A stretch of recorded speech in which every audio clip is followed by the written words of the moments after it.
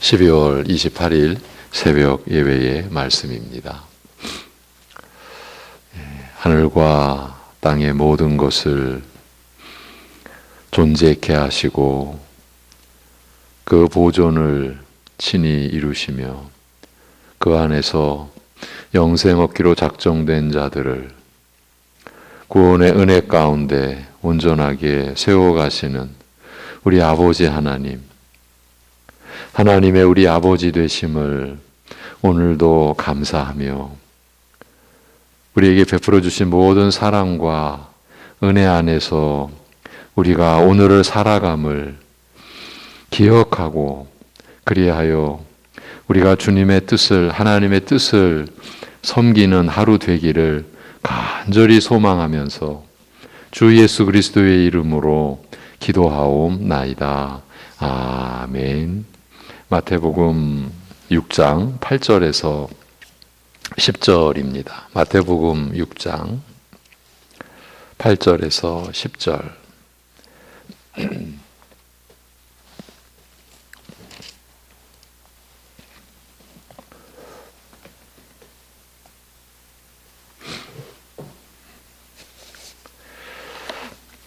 마태복음 6장 8절에서 10절 말씀입니다.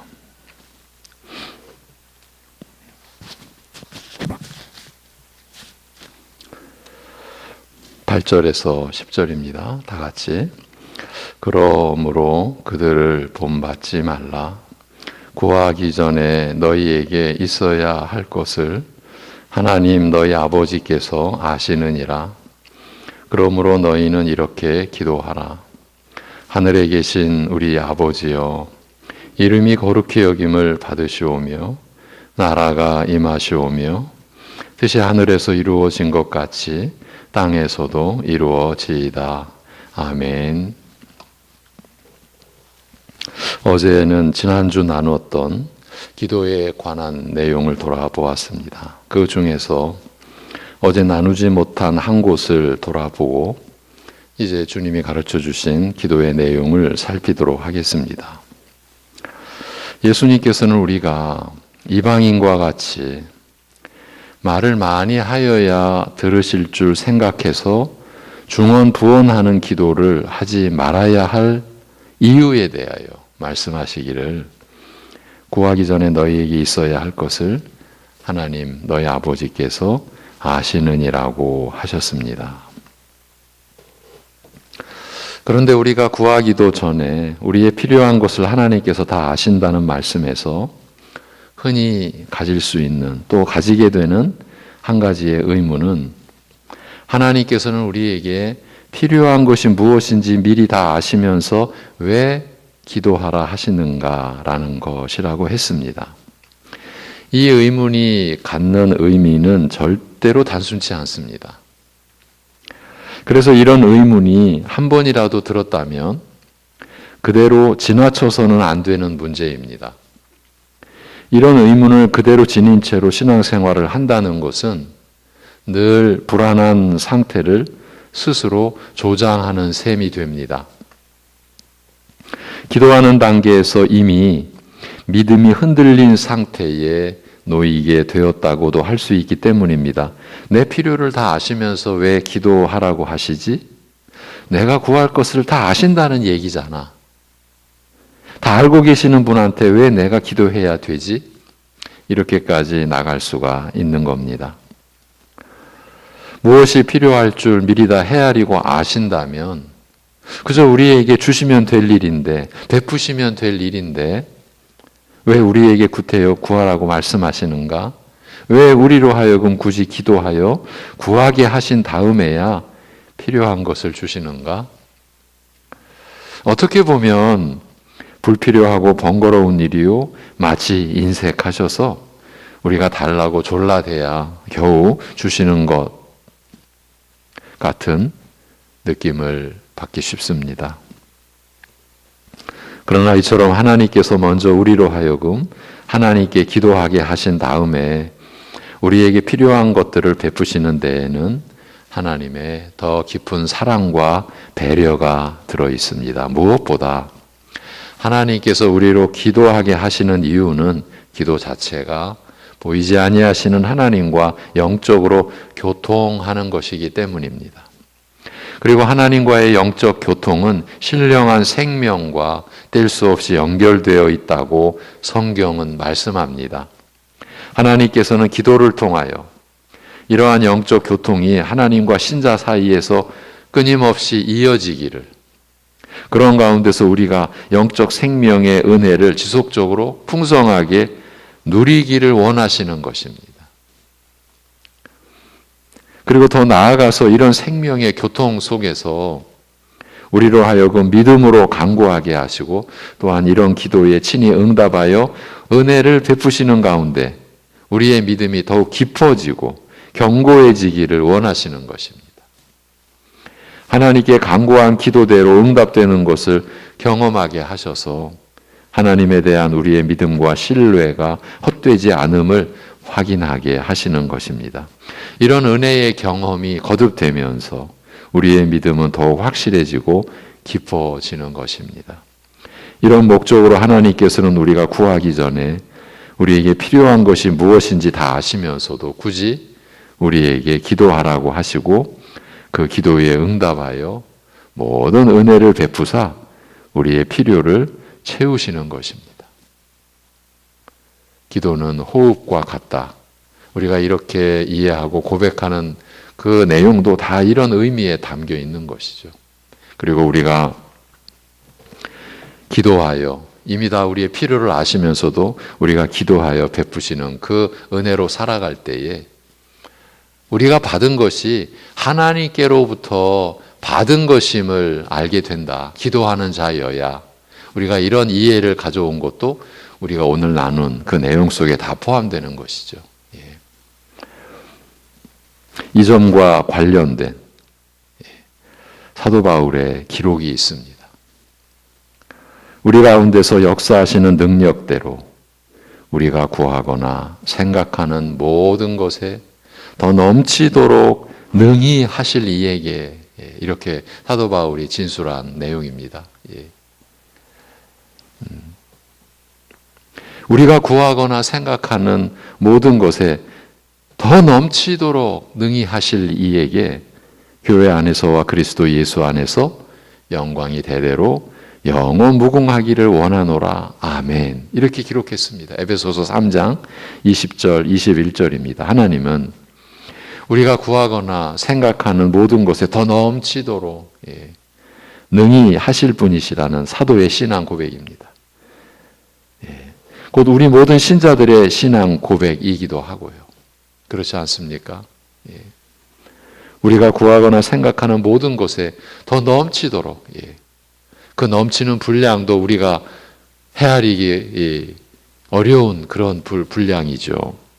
이 고백대로 우리가 하나님께로부터 은혜를 받고 있는 것이 사실이지 않습니까? 죄사함의 은혜만 해도요. 거듭남의 역사만 해도요. 아니, 영생을 받은 사실만 해도요. 아니, 하나님의 자녀된 그 사랑만 해도요.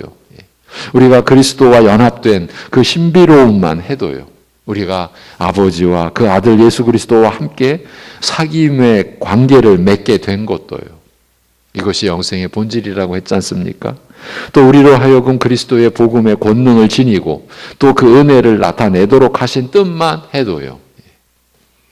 우리가 성령을 받아 십자가에 못 박혀 죽으시고 다시 사신 예수 그리스도의 증인이 되게 하신 것만 해도요.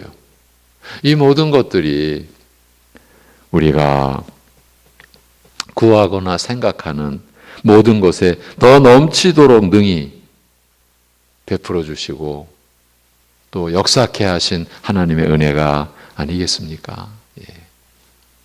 이제 9절 이하의 말씀으로 들어가겠습니다. 기도에 대한 이런 기본적인 가르침에 이어서 9절 이하의 본문 말씀은 예수님께서 우리에게 기도의 구체적인 모범을 가르치신 내용을 기록하고 있습니다. 흔히 주께서 가르치신 기도 또는 주기도라고 부르는 이 기도는 마태복음 6장 9절에서 13절 외에 누가복음 11장 2절에서 4절까지에서도 좀 더 간략한 형태로 기록되어 있습니다. 이 주 기도는 신자가 무엇을 어떻게 기도해야 할 것인지를 가르치기 위해, 즉 신자가 하나님께 드리는 기도의 모범으로 주신 것이라고 할 수 있습니다. 단순히 우리가 날마다 따라 외워야 할 기도문으로 주신 것이라기보다는, 기도라고 하는 것은 참으로 이런 내용을 이렇게 기도하는 것이로구나 라고 깨닫게 하기 위해 주신 가르침이라는 말씀입니다. 그리하여 그 말씀의 첫 마디가 바로 그러므로 너희는 이렇게 기도하라는 명령으로 시작하는 것입니다. 그런데 여기서 다시 한번 이 말씀의 맥락을 짚어보고 가겠습니다. 지금 예수님께서 가르쳐 주신 기도의 구체적인 모범인 주 기도는 이 산상수훈의 문단과 흐름 속에서 먼저 어떤 의미를 지녔다고 할 수 있을까요? 그 의미는 다름 아닌 이 주기도야말로 사람을 의식하지 않는, 오직 하나님을 의식하며 하나님께로 나아가는 중심에서 드려지는 기도라. 다시 말하면 그런 중심에서만 드릴 수 있는 기도일이라는 것입니다. 그러니까 앞에서 언급했던 사람에게 보이려고 하는 기도에서는 이런 내용은 찾아볼래야 볼 수도 없지만, 그 이전에 사람을 의식하는 상태에서는 절대로 있을 수 없는 기도라. 즉 사람에게 보이려는 의도를 가지고서는 결코 할 수 없는 기도일이라. 그런 뜻 아니겠습니까?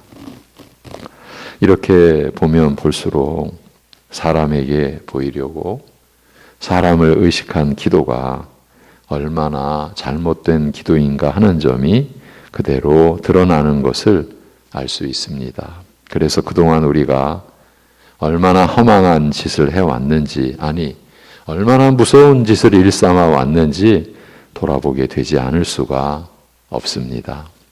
바울 사도가 기록한 에베소서의 한 구절을 앞에서 보았는데, 그 뒤에 6장에서는 기도와 관련하여 이렇게 적고 있습니다. 모든 기도와 간구를 하되 항상 성령 안에서 기도하고 이를 위하여 깨어 구하기를 항상 힘쓰며 여러 성도를 위하여 구하라. 그리고 나서 바울 사도가 자신의 복음 사역을 위해서도 기도할 것을 요청했죠. 항상 성령 안에서 기도하고, 무시로 성령 안에서 기도하고, 이것이 사도의 기도에 관한 핵심적 권면입니다. 우리의 무엇 안에서 기도하는 것이 아닙니다. 우리의 중심만으로, 우리의 정성만으로 기도하는 것이 아닙니다.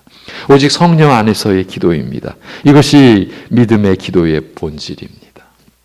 우리 안에 계신 성령님을 의지하고 그 인도하심을 구하는 기도가 믿음으로의 기도인 것입니다. 그러니 어찌 사람을 의식하고 사람에게 보이려고 할 수 있습니까? 그런데 우리는 그렇게 많이 해왔습니다. 바로 이것이 우리가 성령 안에서의 기도에서 실패했고 실족했었다는 명백한 증거인 것입니다. 항상 성령 안에서 기도하는 것과 관련하여 바울 사도가 로마서에서 결정적인 진술을 합니다. 이와 같이 성령도 우리의 연약함을 도우시나니 우리는 마땅히 기도할 바를 알지 못하나 오직 성령이 말할 수 없는 탄식으로 우리를 위하여 친히 간구하시느니라. 마음을 살피시는 이가 성령의 생각을 아시나니 이는 성령이 하나님의 뜻대로 성도를 위하여 간구하심이니라. 로마서 8장 26, 27절입니다.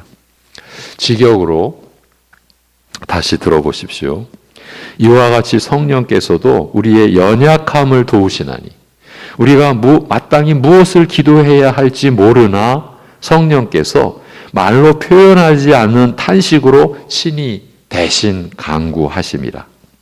그러나 마음을 살피시는 이께서 성령의 뜻하시는 바가 무엇인지 아시나니 이는 그가 성도들을 위하여 하나님을 따라 간구하심이라. 여러분, 이것이 우리가 하나님께 기도하는 그 은혜의 방편 가운데 이미 하나님께서 역사하시는 또 담아놓으신 비밀의 기록입니다. 그러니까 우리가 이 말씀을 믿어야, 이 말씀이 믿어져야 우리는 믿음으로 항상 성령 안에서 기도할 수 있게 되는 것입니다. 예전에도 우리가 기도하는 이 자체가 단순히 나 혼자만의, 우리 혼자만의 어떤 애씀과 몸부림이 아니라는 그런 안내를 제가 이런 구절을 근거로 여러분께 해드렸던 것입니다.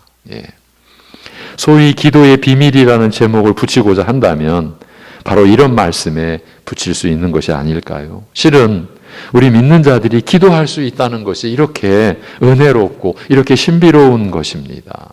우리가 무슨 체험을 한다고 해서 신비로운 게 아니라 우리에게 허락된 기도 자체가 이런 말씀으로 드러난 삼위 하나님과의 관계 속에서 신비롭기 그지없는 겁니다.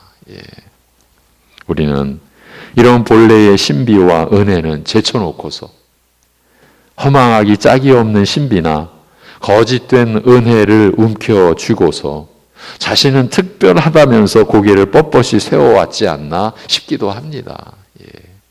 그래서 우리가 이 기도에 관해서 이 시간 나누면서 자기만의 것, 자기만의 특별한 것, 그것 움켜쥐고 있어서는 안 된다고. 그게 자칫 현대판 할례가 될 수 있다고. 하나님 앞에서 자기를 의롭게 여길 수 있는 무서운,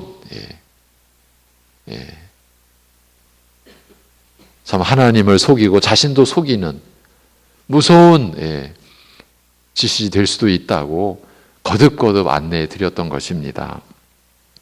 이제 주기도의 내용으로 들어가는데 오늘은 그 시작을 살피는 것으로 하고 마치도록 하겠습니다. 제일 먼저 하나님을 우리 아버지라고 부르라고 가르치셨습니다.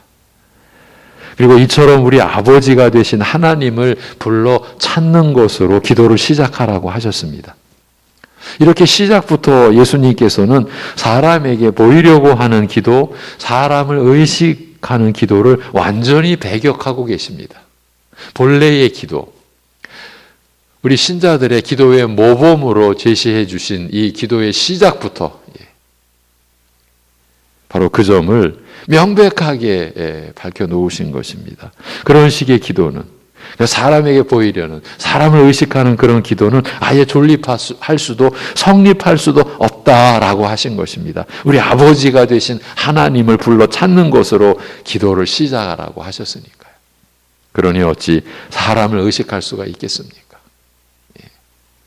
예수님께서 하나님을 아버지라고 부르게 하신 것은 기도하는 자가 하나님께 나아가 부르짖을 때에 하나님은 나의 존재 근원이시오, 나의 삶 자체가 하나님을 의존하여 사는 것이므로 나는 하나님을 떠나서는 살 수 없다.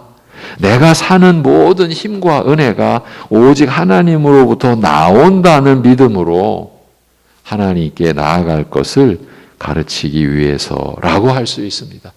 아버지라고 하는 이 고백 속에 이런 의미가 담겨 있는 것이죠. 아버지, 우리 육신적으로도 우리 존재의 근원 되신 아버지 아닙니까? 또 어린 아기가 살아가는 자체가 그 아버지, 그 부모에게 전부 의존하듯이 우리가 하나님 아버지라고 기도를 시작할 때 하나님은 내 존재의 근원이십니다. 나를 있게 하신 분입니다. 그러니까 내가 있는 이 자체가, 내가 사는 이 자체가 하나님을 의존하여 사는 것이므로 나는 하나님을 떠나서 살 수 없습니다. 내가 사는 모든 것, 모든 힘, 모든 은혜가 오직 하나님으로부터 나옵니다라는 이런 고백인 거죠. 아버지라는 것이.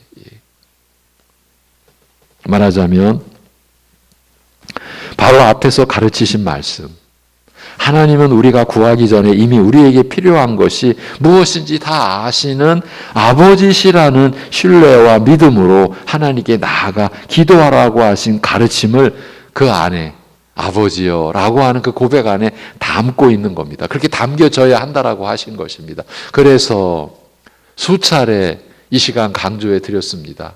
하나님과의 인격적 관계, 인격적 신뢰가 기도의 전제다. 그것이 없으면 미신이다. 예. 하나님에 대한 그런 신뢰와 믿음, 그것이 바로 인격적 관계죠. 인격적 신뢰죠. 이방인들의 기도를 받을 대상이 없는 불특정 어떤 대상, 그러니까 누구든지 어떤 신이든지 내 기도를 받아주기만 하면 되는 그런 식, 그게 곧 미신이라고 했죠. 종교 행위에서 인격이 배제된 그런 형태를 통틀어 싸잡아 미신이라 우리가 그렇게 규정하지 않습니까? 그런데 우리가 그런 미신적 그런 신앙생활, 미신적 기도 그런 면에 우리가 얼마나 많이 휘둘려 왔는지 돌아보지 않을 수가 없는 거예요. 달리 말한다면 하나님에 대한 이러한 신뢰와 사랑과 믿음이 없는 자는 하나님께 기도할 수 없으며 비록 기도한다 하여도 그 기도는 무의미한 기도가 될 수밖에 없다라는 뜻이에요. 여러분, 참 이렇게까지 나아가고 보면요, 우리가 무슨 그 은사로 뭐 기도한다라는 것 있죠. 내가 이제 그런 표현도 잘 안 합니다. 그러니까 뜻도 모르고 그냥 하나님 앞에 나 열심히 기도한다고, 그렇게 해야 뜨겁게 기도한다고, 뜻도 몰라요. 아무것도. 그래서 영으로 기도한다고. 사실은 그것도 그 고린도전서 14장에서 그런 기도가 있다라고 말한 게 아니라 이방인들이 그런 식으로 하는데 너희들도 그런 식으로 하냐? 이런 식으로 나타낸 구절을 우리는 영으로 기도한다. 자기가 무슨 기도하는지도 몰라요. 그럼 거기에 하나님을 향한 신뢰와 사랑과 믿음이 지금 작용하는 겁니까? 역사하는 겁니까? 그 순전히 우리만 그냥 그러고 있는 거예요. 자기가 지금 무슨 말을 하고 있는지, 무슨 뜻인지 아무것도 모르는데. 여러분, 기가 막히지 않습니까? 그런데 여러분 아시겠지만은 이러한 얘기를 하는 저와 우리가 지금 그런 기도를 일반화하고 있는 그 대세 속에서 우리를 향해서 뭐라고 말하겠습니까? 하나님이 주신 것 걷어차버리는 저 나쁜 놈들, 저 악한 것들. 하나님 말씀을 지들 마음대로 분명히 성경에 있는데 아니라고 저렇게 편협하게, 저렇게 아주 고집스럽게 자기들만이 옳은 것처럼 이제 이렇게 얘기를 합니다. 안타깝지만 그것이 현실입니다. 여러분, 하나님과의 그 영적 교통이, 사귐이 내가 지금 무슨 말을 하는지도 모르는 가운데서 이루어진다고 할 수 있습니까? 그런데 우리는 그렇게 여기고 있는 거예요. 다시 이제 말씀드리고 정리를 하고 이제 기도하겠습니다. 지금 아버지라 부르며 기도를 시작하라고 하는 이 처음부터 기도의 본질이 우리에게 구체적으로 제시가 되는 거예요. 나의 모든 필요를 아시는 아버지 하나님. 하나님 떠나서는 나는 아무것도 아닙니다. 살 수 없습니다. 내가 살아가는 모든 힘과 지혜와 은혜가 오직 하나님으로부터 오는 것임을, 아버지께로부터 오는 것임을 제가 아나이다. 그러기에 제가 하나님 아버지라고 부르며 나아가오니 이 기도를 허락해 주시옵소서. 이 기도가 하나님께 들려지는 기도 되게 제 마음과 생각을 주장하여 주시옵소서. 아버지. 이런 아버지 하나님에 대한 신뢰, 그 사랑, 믿음이 없는 자는 하나님께 기도할 수 없고, 비록 기도한다 해도 그 기도는 무의미한 기도가 될 수밖에 없다. 그런 뜻으로 하신 거예요. 이런 의미에서 기도는 하나님을 아버지라고 부를 수 있는 자만이 드릴 수 있는 것이요, 하나님의 자녀만이 누리는 특권이라고 할 수 있는 것입니다. 하나님을 아버지라고 부를 수 없는, 그런 믿음이 없는 자는 드릴 수 없어요. 그게 기도가 아니에요. 그래서 기도는 하나님의 자녀만이 누리는 특권이에요. 우리가 믿음으로 기도한다는 것이 이런 차원인 거예요. 하나님의 자녀만이 누릴 수 있는 특권을 누리는 게 여러분의 기도라고 말씀하신 것이에요. 그래서 이런 은혜를 누리라고, 우리의 필요를 다 아시면서도 우리에게 기도하라고 하시는 것이에요. 이런 은혜를 누리라고. 기도하겠습니다. 하나님 아버지,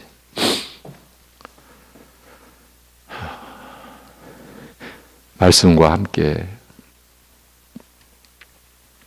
은혜의 방편으로서의 이 기도를 우리에게 허락하여 주신, 우리로 하여금 하나님께 빌 길을 얻도록 하여 주신 이 하나님의 뜻과 은혜를 오늘도 우리가 또 깨달아가며 또 새롭게 또 확인해가며 하나님께 나아갈 수 있도록 인도하여 주심을 감사드립니다. 아버지 하나님, 우리가 예배를 드리면서, 기도 드리면서까지도 하나님을 얼마나 욕되게 해왔었는지를 돌아보지 않을 수가 없사오며, 그러기에 우리의 이 연약함과 악함과 이 죄악됨을 주님 앞에 오늘도 또 토설하오니 우리를 긍휼히 여겨주시고 이 모든 허물을 용서하여 주시옵소서. 아버지 하나님, 사람에게 보이려고 우리의 신앙의 내용 속에 이러한 부분이 얼마나 많은지 하나님 앞에서 버젓이 우리는 하나님을 배격하고 하나님을 배제하고 하나님을 믿고 의지한다라고 하면서 눈에 보이는 어떤 세력, 눈에 보이는 어떤 대상, 사람을 우리가 의지하고, 그러면서도 하나님을 우리가 믿는다고 우리 스스로를 속여왔던 이러한 우리의 내면의 이 참 악함을 들춰내 주시는 것, 그것이 우리를 사랑하신 하나님의 깊으신 뜻이라고 하는 것, 그것을 우리가 토설해내야, 우리가 회개하고 돌이켜야 우리가 온전히 하나님의 형상, 하나님의 사람, 하나님의 자녀로 세워짐을 아시기에 그렇게 우리를 아픔 가운데서도 또 반드시 우리가 그 아픔을 느껴야 되고 우리의 잘못을 알아야 되고 회개해야 되는 그러한 은혜로 우리를 인도하여 주심을 감사드립니다. 하나님 아버지, 우리 사랑하는 성도들 하나님과 신령한 교통함으로, 그래서 하나님께서 베풀어 주시는 은혜와 그 힘과 지혜를 받아 누리는, 그리하여 그것이 오직 감사임을 더 풍성히 느끼고 알고, 그래서 하나님 앞에 오직 경외함으로 나아갈 수 있는 우리 성도들 되게 인도하여 주시옵소서. 아버지 하나님, 기도 없이 살 수 없음을, 말씀 없이 살 수 없는 것처럼 기도 없이도 살 수 없음을, 그 기도가 하나님의 아버지라고 알고 있는 하나님의 자녀들의 바로 특권이라고 하신, 그렇게 우리에게 특권을 허락하여 주신 하나님의 뜻을 풍성히 누리며 살아갈 수 있는 우리들 되게 하여 주시옵소서. 아버지 하나님, 하나님과의 인격적 신뢰, 그 관계, 그것이 기도를 통해서 더 깊게, 더 풍성히 나타남으로 인하여 교회가, 그리고 성도의 가정이, 그리고 한 성도의 심령이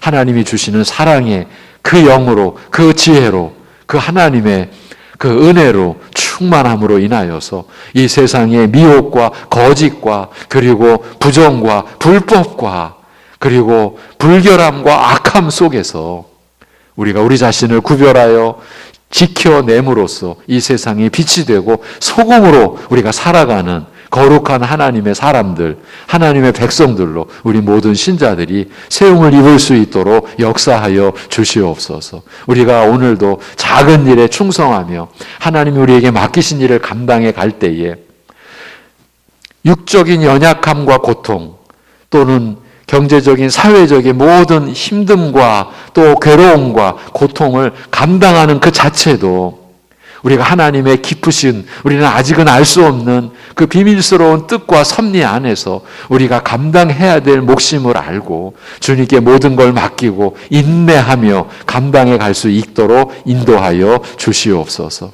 하나님 아버지, 우리의 생명이 되어 주심을 감사드립니다. 우리의 모든 우리가 살아가는 데 필요한 힘과 지혜를 공급해 주심을 감사드립니다. 허락하여 주신 은혜 안에서 우리가 충만한 영생의 능력으로 오늘을 살게 하여 주시옵소서. 우리 주 예수 그리스도의 이름으로 기도하옵나이다. 아멘.